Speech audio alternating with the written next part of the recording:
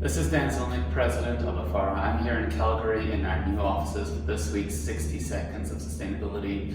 I've gotten a couple questions this week about Canada's emissions, which are stuck at about 730 megaton, despite so many heavy industrial players making net neutral 2050 commitments and having all of these needed laws and regulations to break down emissions happening over the last couple of years. So, will we see emission reductions in the real economy in Canada in the future? 60 seconds on the clock starting now.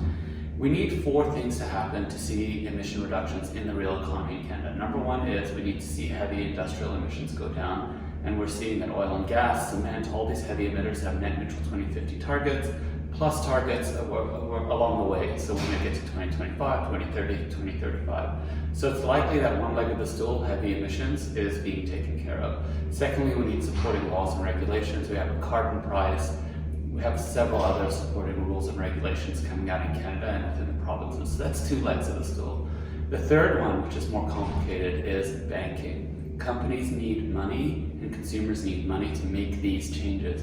We've seen banks make 2050 targets, but they need to start decarbonizing their portfolio of lending. So actually look at their book of business and put financing requirements linked to decarbonization. We're seeing that in the early days. The last piece is consumers. Will humans consume differently?